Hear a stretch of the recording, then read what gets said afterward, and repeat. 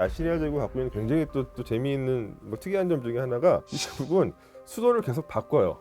이게 저는 굉장히 특이하다고 생각해요. 왜냐하면 보통은 원래 본거지를 잘 포기하지 않거든요. 집착을 하는 뭐 나타나는데 이 아시리아는 아마 선생님이 말씀하신 표현을 빌리자면 약간 졸부, 신흥 세력이었기 때문에 그런 전통에 대해서 집착하는 것보다는 뭔가 조금 더 크고 화려한 거를 원하지 않았나? 뭐 이거 그건 제가 여쭤보고 싶었어요.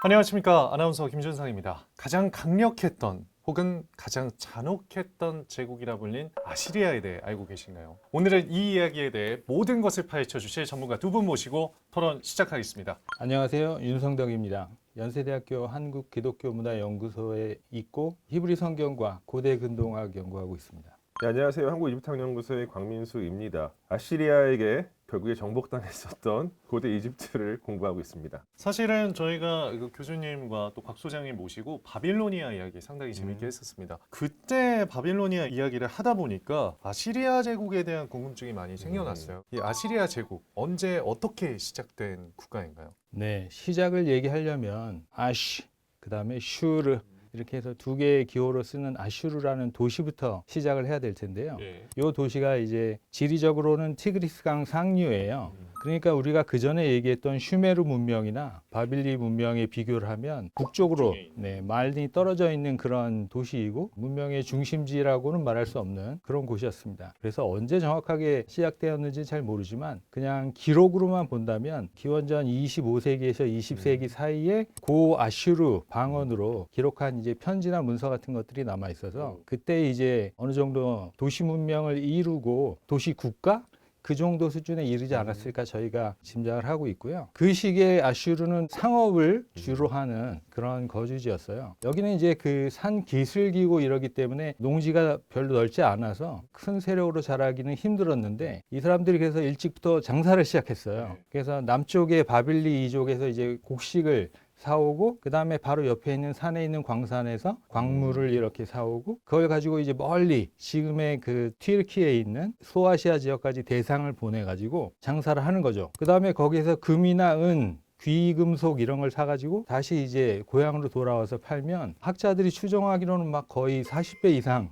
이익을 남기지 않았을까 이렇게 생각을 하고 있어요. 제가 아시리아를 이제 주목하는 그 시점은 대략 한 기원전 그 14세기에서 13세기 요 시기예요. 이때 이 근동 전체가 상당히 흥미로운 어떤 지정학적인 상황이 펼쳐집니다. 여러 강대국들이 경쟁을 하는데 일단 이집트가 있고요. 그 다음에 시리아 북부 지역에 이 미타니가 있고 아나톨리아 반도 동부에 그 히타이트가 있죠. 그리고 아나톨리아 또 저쪽 서쪽에는 그 아즈라와라고 하는 또 국가가 있고 바다 건너 그리스 지역에는 미케네가 있고 그리고 그 미타니의 바로 동쪽에 아시리아가 중아시리아 시대라고 보통 하는데 그때 어느 정도 이제 강국으로 떠올라요. 그리고 남쪽에는 전통의 강호 바빌로니아가 있고 바빌로니아 동쪽에는 엘람이 있고 그러니까 이 모든 국가들이 서로 경쟁하면서 막 약간 지정학적으로 이렇게 거의 근동 지역의 춘추 전국 시대네요. 그렇죠.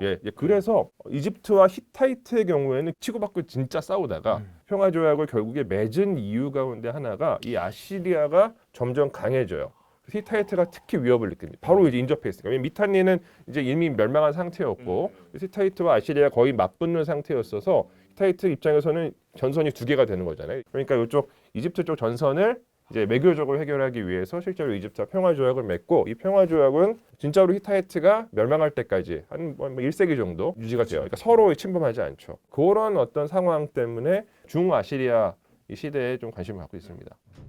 일찍부터 그냥 장사를 많이 했던 상인들의 도시 같은 느낌이었는데 언제 이렇게 힘이 강력해져서 그 티타이트도 위협하고 뭐 이집트와 티타이트가 조약까지 맺게 되는 상황까지 오게 된 거죠? 그게 생각해 보시면 이제 현대인과 고대인의 그 관점 차이가 좀 클 수밖에 없는데요.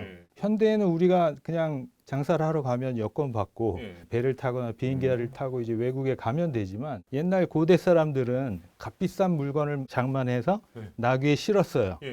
아슈르에서 터키까지 가고 싶어요. 그럼 뭐 2개월, 3개월 걸어가야 되거든요. 그렇죠. 먼 길이죠. 그 중에 뭐가 제일 걱정되겠어요? 산적? 네. 그러니까 이 그렇죠. 대상단에는 항상 군사가 따라갈 수밖에 없어요. 이 물건을 지키고 자기의 자본을 지킬 군대를 원래 데리고 다녔거든요. 그러다가 이 사람들이 생각한 거죠. 아, 이건 물건을 안 가지고 군대만 데리고 다녀도 되겠다. 이 생각을 고대 근동의 어떤 다른 나라도 아무도 한 적이 없는데 예. 아시리아 사람들이 이 생각을 한 거예요. 요. 그래서 그 아슈르라고 하는 조그만 도시에서부터 처음에는 그 근처를 군대를 데리고 돕니다. 근데 군대를 데리고 그냥 다니진 않을 거 아니에요. 군대를 왜 데려가겠어요? 그러니까요. 가서 싸워서 네, 이 약탈품을 뺏어오려고 와. 네, 약탈 여행을 시작한 거죠. 아니 상인들이 갑자기 깡패가 되네요. 약간 그런 느낌 아닌가요? 네, 그렇죠. 근데 원래 약간 고대에는 상인들이랑 깡패들하고 사실 거의 같죠. 진짜요? 왜냐하면 이게 지금은 이제 뭐 치안이 확보가 돼 있어요. 상업이 이루어지는 통상로가. 근데 네. 고대에는 그 통상로가 치안이 확보가 안 돼 있죠. 그러니까 장사를 하려면은 전투력을 갖고 있어야 되고, 예, 이제 그렇기 때문에 뭐 비슷한. 자연스러운 일이었던 네. 거군요. 그래서 이제 그 군사 원정이라고 하는 그 관례를 이제 처음에 그 아슈르 왕들이 발명을 했고요. 실제로 이 사람들이 이제 정말 제국을 짓기 시작한 것은 한 10세기 정도? 예. 동쪽으로, 남쪽으로, 서쪽으로 군사 원정을 이제 본격적으로 시작하면서 제국을 짓기 시작했죠. 그래서 제일 그때 유명했던 왕이 아슈르나찌르파릴.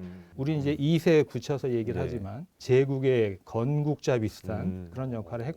다음 세기에 오면은 티글라필레셀 3세라는 왕이 있어요. 네, 이 사람은 이제 그 전 자기 조상들이 해오던 군사 원정을 가지고 제국의 행정 체계를 짠 사람이라고 할 수 있어요. 그래서 자기 제국의 수도권이 있으면 그 옆에는 직접 관리를 파견하는 속주들, 그 다음에는 그 동네 실력자가 분봉왕으로 이제 있는 그런 속국들, 그 다음에는 약간 주변 지역 뭐 이런 식으로 시스템을 만들어 가지고 옛날에 이제 자기네 아슈르의 호족들이 있을 때는 수도권 근처에 큰 영지를 가지고 이 사람들이 이제 권력을 휘둘렀는데 이거를 전부 다 잘라내고 속국 이 시스템으로 네, 다 바꾸는 역할을 해요. 그 다음에 이렇게 했다는 거는 이게 영토를 관리하겠다는 그런 의도를 갖고 있는 건데 영토를 관리하기 위해서 이 사람이 또 뭘 시작했냐면은 여기를 가서 점령을 했으면 여기에서 많은 사람들을 강제로 이주를 시켜요. 이쪽에다가.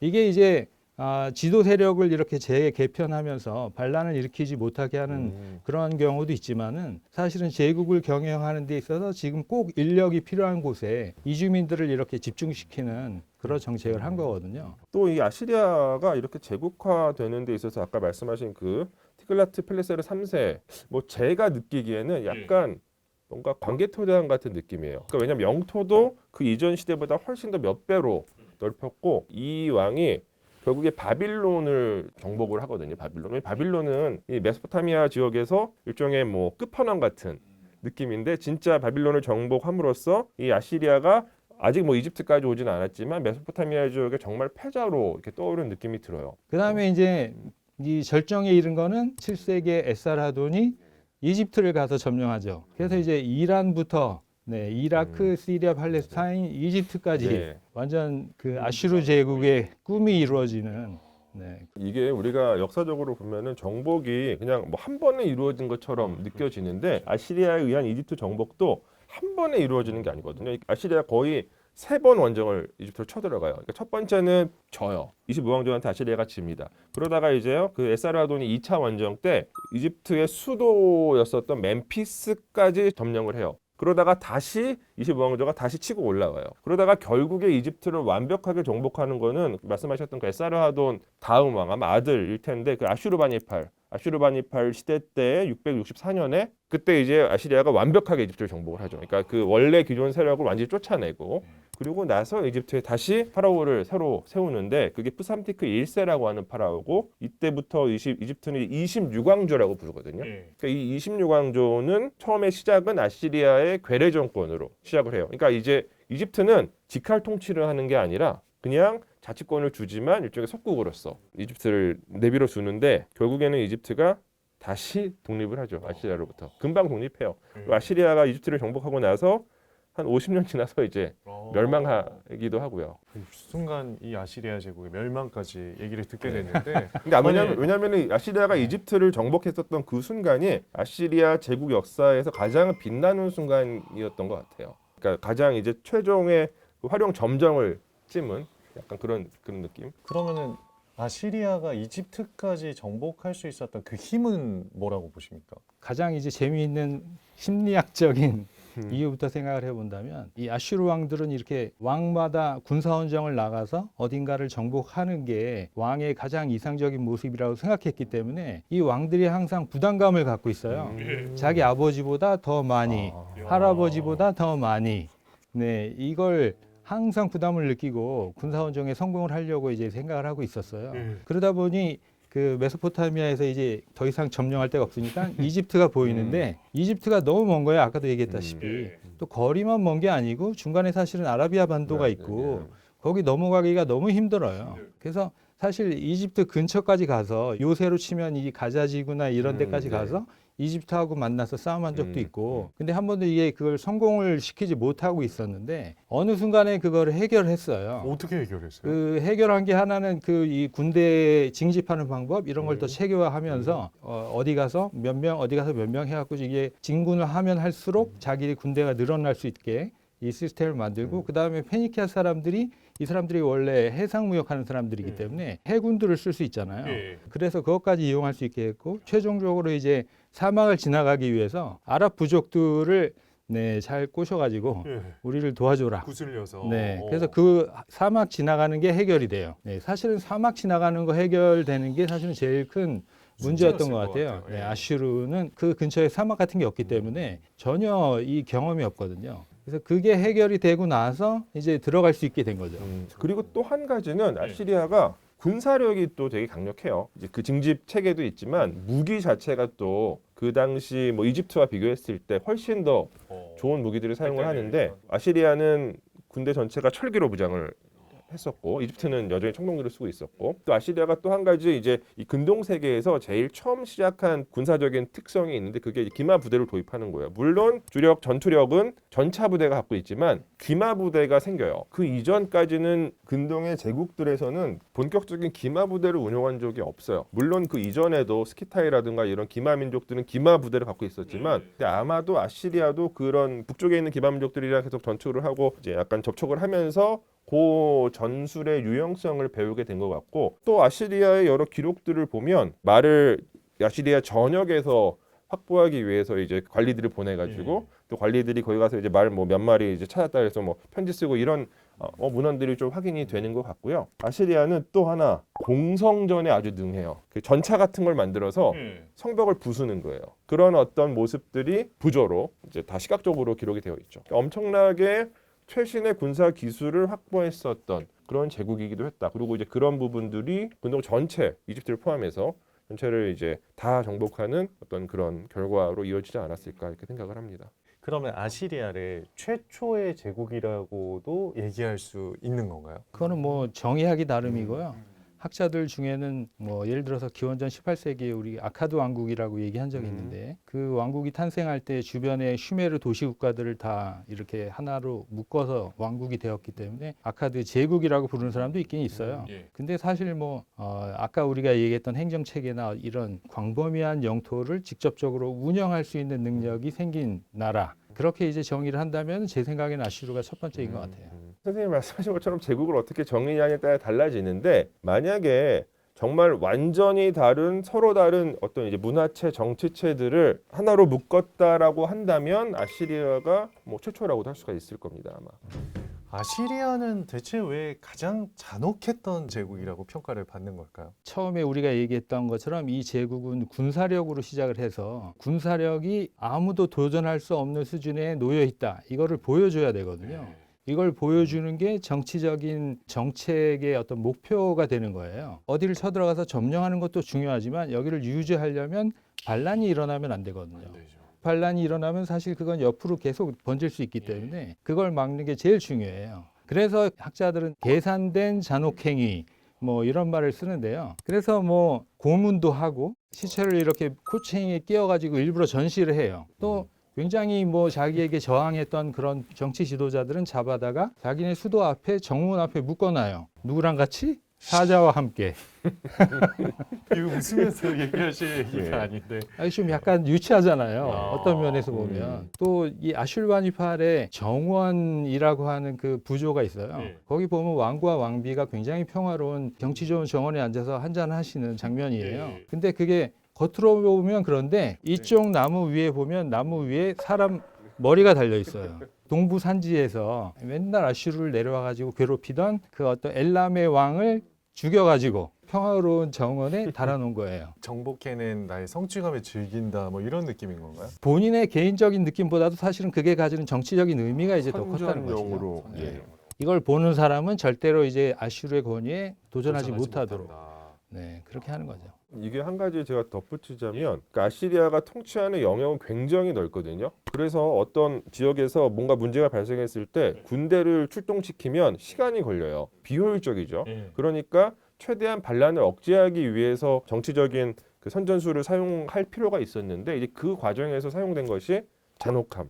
까불면은 진짜 니네 끔찍하게 척살당한다라는 거를 이제 과시적으로 드러낸 것 같아요. 근데 그게 효과적으로 잘 먹혔나요? 300년 동안 음.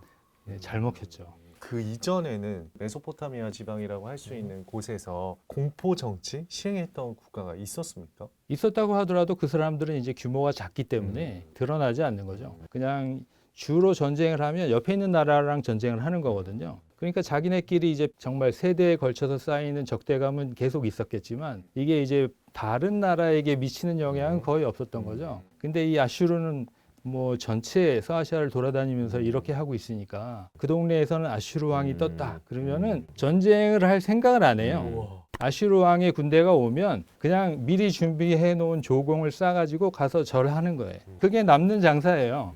거기에 이제 대항을 해봐야 뺏기는 거는 더 많이 뺏기고 자기는 목이 달아날 수 있고 네, 완전 손해죠. 그러니까 이 아시리아 제국의 이 잔혹함을 선전한 전략은 사실 성공한 거죠. 왜냐하면 지금 우리 현대인들도 아시리아 하면 잔혹함을 먼저 떠올리잖아요. 예. 엄청나게 성공한 거라고 저는 생각합니다. 그러니까 아마 고대에는 훨씬 더 많이 이제 두려워했을 거예요. 그러면은 좀 문화적으로 혹은 예술적으로 남긴 것들이 있다면 뭐가 있을까요? 그게 굉장히 흥미로운 점인데 네. 아까도 우리가 처음에 얘기했다시피 여기가 문명의 중심지가 아닌데도 불구하고 제국의 수도가 됐잖아요. 네. 그러다 보니까 이 사람들이 굉장히 부유해진 거죠. 그래서 그 재력을 기초로 한 그 문화유산 같은 것들은 뭐 또 엄청나게 남아있다고 얘기할 수 예를 있습니다. 들면 어떤 예를 들면 뭐 이 서아시아 전체를 통틀어서 대규모 도시 건축, 문명의 중심지였던 바빌리였던 데는 이미 옛날 옛적부터 살아왔던 그 도시를 재건하고 뭐 이런 거였지만 아슈르 사람들은 이 사람들이 갑자기 말하자면 졸부가 됐기 때문에 도시 하나를 통째로 지어요. 맞아요. 예. 예. 원래 그냥 조그만 마을밖에 없던 데를 싹 갈아엎어서 제국의 수도를 건설해요. 그래서 이게 아시리아 제국 갖고 있는 굉장히 또 재미있는 뭐 특이한 점 중에 하나가 이 제국은 수도를 계속 바꿔요. 처음에 이제 아슈르에서 시작이 되었다고 말씀드렸잖아요. 그러다가 뭐 님루드 이런 데로 갔다가 다시 그 두르샤르킨으로 갔다가 니네베로 가고 이게 저는 굉장히 특이하다고 생각해요. 왜냐하면 보통은 뭐 이집트나 그 메소포타미아의 오래된 제국들은 원래 본거지를 잘 포기하지 않거든요. 집착을 하는 뭐 나타나는데 이 아시리아는 아마 선생님이 말씀하신 표현을 빌리자면 약간 졸부, 신흥 세력이었기 때문에 그런 전통에 대해서 집착하는 것보다는 뭔가 조금 더 크고 화려한 거를 이렇게 원하지 않았나? 뭐 그건 제가 그 아슈르가 종교 중심지로는 계속 남아 있는데 제 생각에는 아무래도 이제 수도천도는 항상 자기를 지지하는 세력하고 지지하지 않는 세력에서 이 전자를 버리려고 하는 거죠. 그래서 완벽하게 새 도시를 만든 다음에 자기가 원하는 사람들을 거기 거주시키는 거죠. 특히 거기에 일반인들은 또 딴 나라에서 데리고 온 이주민들. 그렇게 해서 하나의 도시를 막 만들 정도의 이 재력이 됐다는 거예요. 그래서 이게 고고학적으로도 처음에 니네베가 이제 그 발굴이 되거든요. 그래서 여기가 아시리아 수도네 했는데 또 딴 데서 또 다른 수도가 나오고 두르샤르킨 뭐 그다음에 님루즈 나오고 그러니까 이제 학자들이 처음에는 좀 헷갈렸었죠. 근데 나중에 이제 이런 또 문헌 사료들이 연구가 되다 보니까 대략적인 또 흐름을 파악할 수 있게 되었습니다. 그 외에도 이제 그 도시에 있는 왕궁이라든가 신전 건물 안에 장식품 같은 거, 그 다음에 이제 조각상 같은 거 이런 게 이제 많이 남아 있고요. 우리가 이제 몇 년 전에 그 이슬람 국가, 네, 이시스가 나왔을 때 이 사람들이 가서 막 뭘 부시는 그런 사진들이 많이 나왔잖아요. 그게 다 문화유산들을 이 사람들이 바그다드 뮤지엄에서 다 부시고 네, 그렇게 했던 거죠. 거대한 석상 뭐 이런 것들. 그 아슈르바니팔 같은 경우는 지금까지 이제 역사적으로 확인되는 사례들 가운데서 가장 이른 시기에 체계적인 도서관을 이제 만들었던 것으로 보이고 그 도서관이 19세기 중반에 발굴이 되기 시작하죠. 유럽의 학자들에 의해서. 그래서 원래 전통적으로 고대 메소포타미아 지역을 연구하는 학문을 아시리아학이라고 불렀어요. 그 이유는 우리가 알고 있는 이 메소포타미아적인 뭐 바빌로니아나 뭐 수메르나 뭐 페르시아나 이런 어떤 정치체들이나 이런 문화체들보다 아시리아가 먼저 이 서구의 학자들에 의해서 먼저 인식되기 시작했거든요. 그래서 이제 아시리올로지라고 오랫동안 불렀습니다. 얘기를 들어보면 상당히 잔혹했던 제국이었지만 분명히 문화적으로도 꽤나 꽃피웠던 곳이었구나 이런 생각이 들긴 하거든요. 네, 도서관이 이제 단순히 그냥 건축이나 미술 이외에도 문화적인 힘이잖아요. 그러니까요. 거기서 이제 학자들이 한 4만 점 정도의 토판을 찾았대요. 그래서 그걸 다 맞추고 이래가지고 지금 영국 박물관 지하에 쌓여 있대요. 토판도 있고 도서관도 있고 이랬을 정도면은 문자나 이런 것들도 상당히 발달되어 있고 정리가 되어 있었겠네요. 네, 아슈르 제국에서 만들어 문서는 다 읽을 수 있고요. 그 아슐바니팔이라고 하는 이 왕이 뭘 자랑했냐면 나는 어렸을 때부터 왕자일 때부터 읽기 쓰기를 배워서 옛날 옛적 조상들이 남겨놓은 아주 어려운 문서까지 내가 다 읽었다. 이게 자랑이에요. 이거를 뒤집어 보면 그 아버지 할아버지들은 못 읽었다는 얘기거든요. 왜냐하면 세기문자를 읽으려면 한 600개의 그 기호를 외운 다음에 그 하나 기호당 음과 훈이 여러 개가 있어서 조합을 맞추면 엄청난 조합이 나와서 이게 그 전문 서기가 아니면 읽을 수가 없어요, 사실은. 또 이 왕이 직접 바빌리 지역으로 문명 중심지로 내려가는 장군들에게 쓴 편지가 또 남아 있는데 그 편지에 뭐라고 했냐면 가서 전쟁을 해서 신전에서 뭐 토판이 나온다. 어떤 사람의 서재에서 토판이 나온다. 그러면 싹 긁어와라. 이게 편지로 남아 있어요. 네, 심지어 자기가 좋아하는 분야가 있어요. 이 분야에 관련된 그 점토판이 있으면 꼭 가져와라. 지식 소유욕 뭐 이런 게 엄청났던 네, 왕이었던 것 같아요. 그러니까 이거를 약간 이제 좀 거시적으로 보면은 그러니까 아슈르바니팔 같은 경우는 이제 아시리아가 정말 이제 최전성기, 그러니까 그냥 극에 달했을 때의 이제 왕이다 보니까 이제는 더 이상 졸부가 아닌 거죠. 그래서 약간 문화에도 관심 갖고 그랬었던 게 아닐까 이렇게 생각이 듭니다. 그러면은 이 아시리아는 어떻게 이렇게 많은 기록품들이 많이 남아 있을까요? 이 일종의 운명 같은 건데 그 이외에 다른 지역은 양피지라든가 아니면 파피루스나 이런 데다 잉크로 글을 썼어요. 어떻게 보면 그게 훨씬 더 효율적인데 이거는 썩잖아요. 근데 점토판에다가 써가지고 네, 그게 이제 땅속에 한번 묻히게 되면은 거의 영구적으로 보존이 된다는 거예요. 특히 이제 그 문서 보관소에 불이 났어요. 그럼 어떻게 될까요? 더 단단해지는 거예요. 네. 그래서 아주 이제 비참하게 멸망한 국가들의 기록이 더 잘 남겨져 있어요. 왜냐하면 이제 누가 쳐들어와서 불을 질러버리잖아요. 그러면 점토판이 다 붙는 거죠. 굳어버리죠. 예. 거의 거의 돌멩이가 되는 거예요, 예. 그냥. 거의 뭐 고고학자들한테는 천국이네요. 천국이죠. 예. 가보셨어요? 뭐, 아니, 소장님 못 가봤죠. 여기는 선생님도 못 가보셨을 거예요. 메소포타미아 그 지역은 지금 이라크 지역이다 보니까 여행 금지구입니다. 영해 금지 구역이죠. 이제 꿈 중에 하나가 가보는 거예요. 메소포타미아 지역 유적지들을. 그러면 이렇게 화려했던 아시리아는 대체 왜 멸망의 길을 걷게 되었을까요? 그 아슐바니팔 왕이라는 사람이 너무나 유명한 왕인데 너무나 오래 해 먹었어요. 40년에 맞아요. 가깝게 왕위에 있었어요. 옛날 이 시대에는 사람들의 평균 수명이 40세였어요. 이분이 왕을 그만둘 때쯤에는 아들은 거의 이렇게 좀 건강이 왔다 갔다 할 때쯤 그렇게 된 거죠. 그러니까 이 아들, 그다음에 손자, 네, 그 후대 왕들이 전부 다 좀 약한 왕들이 올라왔어요. 그러니까 아슐바니팔 이후에는 아슈르 왕들 중에 뭐 위대한 왕이라고 말할 수 있는 사람이 없어요. 근데 그게 이 아슈르 같은 제국에서는 굉장히 큰 문제예요. 왜냐하면 이 제국은 계속 나가서 전쟁을 하고 팽창을 하고 재력을 끌어 들어와야 이 제국이 돌아가는 건데 왕들이 그걸 못 해주게 되면은 시스템이 안 돌아가는 거거든요. 또 우리 왕이 미약해. 네, 그러면 그 왕족들이 무슨 생각을 하겠어요? 내가 한번 나서 볼까? 이렇게 되는 거죠. 귀족들도 비슷한 생각을 하고 그렇게 되면 이제 왕권이 이제 굉장히 약해지고 그래서 한순간에 무너질 수 있는 그런 체제였어요. 그게 이제 제일 큰 내부적인 문제였고 외부적으로는 이 아슈르를 무너뜨린 세력이 이제 이란의 메데라고 하는 하고 그다음에 남부의 이제 바빌리인데 원래 이란 지역의 그 전통 강호는 엘람이라는 나라였었는데 아슈르바니팔 왕이 올라가서 쓸어버렸어요. 거기가 진공 상태가 되면서 거기를 마다이 메데가 내려온 거예요. 메디아라고도 보통 네. 하죠. 예. 남쪽에 있는 바빌리에는 마르둑 아플라이디나라고 하는 기독교 성경의 무로닥 발라단이라고 하는 이 사람이 있었는데 이 사람은 한 번도 성공을 못했는데 끈질기게 평생을 반란을 일으켰어요. 반란을 일으켰다가 아슈르 군대가 오면 외국으로 도망가고 또 이게 철수하면 와서 또 하다가 또 도망가고 이거를 계속해서 이게 완전 독립투사죠. 그래서 밑에 분위기를 굉장히 망쳐놨는데 그 이후에 나브 아플라우츠르라고 하는 새로운 정치 지도자가 등장을 했어요.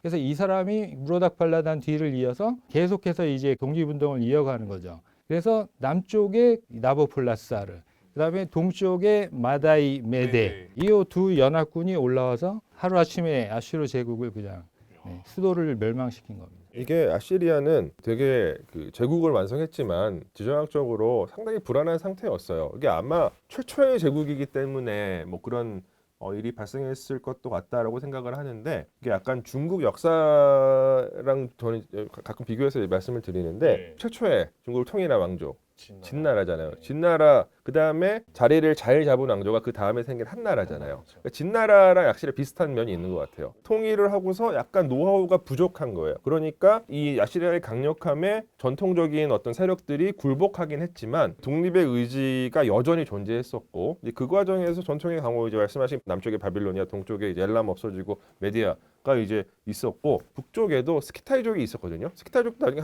같이 연합해가지고 이 아시리아를 공격해요. 게다가 서쪽에는 남유다 왕국, 유다 왕국이 멸망하지 않았어요. 그리고 지속적으로 이집트의 지원을 받아요. 여기도 같이 이 아시리아를 호시탐탐 이제 공격하려고 항상 그 생각을 하고 있어요. 그래서 이 사방에서 전선이 너무 많은 거죠. 그래서 결국에는 진짜 금방, 그러니까 아슈르바니팔이 죽고 나서 한 20년 정도 만에 멸망을 하죠.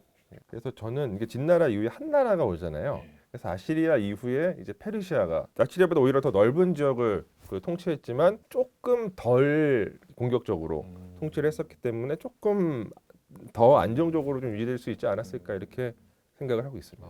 그 페르시아는 아시리아를 통해서 어떤 교훈을 얻었기 때문에 유지할 수 있었을까요? 페르시아 왕들이 아무도 이제 내가 아슈라에게 배웠어 이런 얘기 절대로 안 하죠. 근데 그 첫 번째 페르시아 왕이 이제 그 나라 말로 쿠라시, 우리는 뭐 키루스 왕, 영어로는 성서에는 사이러스. 이제 고레스 대왕이라고 나오는 성서에서는 그 왕이 이렇게 세력을 확장하면서 바빌리를 점령할 때 선전한 그 제목이 그거였어요. 관대한.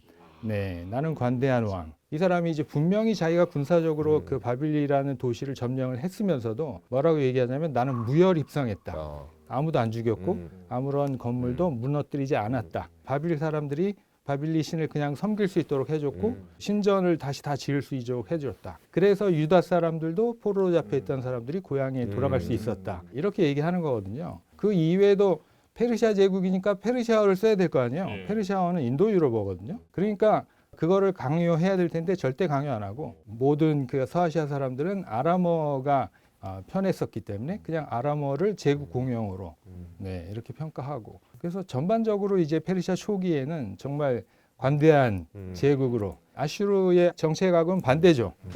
자, 그러면 오늘 토론의 총평 들어보도록 하겠습니다. 예, 아시리아 제국은 이제 저희가 계속 얘기했었던 것처럼 이 근동세계 전체를 첫 번째로 완전하게 이제 그 통합한 제국이었고 이 제국으로 말미암아서 이집트가 이제 진짜 멸망의 길로 치닫게 됩니다. 그래서 뭔가 아시리아 제국은 이 근동 이집트를 포함한 메소포타미아 전체 이 지역에서 역사적으로 진짜 뭔가 이제 어떤 큰 변화를 가져온 어떤 분기점이 되는 그런 정치체였던 것 같다. 그렇기 때문에 더 많은 이야기를 나눠봤으면 좋겠다 이렇게 말씀을 드리고 싶습니다.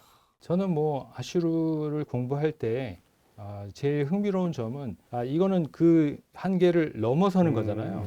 그러니까 항상 다른 사람들이 일반적으로 관습적으로 해오던 것을 항상 넘어서려고 했다는 면에서 굉장히 흥미롭고 이게 이제 처음 하는 거기 때문에 다 이렇게 몸으로 부딪혀가지고 경험으로 배워야 되거든요. 그래서 오랜 세월 동안 이거를 계속 이거 해보고 저거 해보고 실패하고 이런 것들이 다 기록에 남아 있어요. 우리는 지금 전혀 제국과 상관없는 것처럼 살고 있지만 그 아슈르 시대나 뭐 지금이나 크게 달라지지 않은 것 같고 서로 이렇게 그 비교해 보면서 공부하면 너무나 흥미로운 네, 그런 역사라고 생각합니다. 오늘은 아시리아 제국에 대한 자세한 이야기 나눠봤는데요. 저희는 다음 주에도 또 재미난 주제로 열심히 토론하도록 하겠습니다. 오늘도 10분 토론 시청해주셔서 고맙습니다.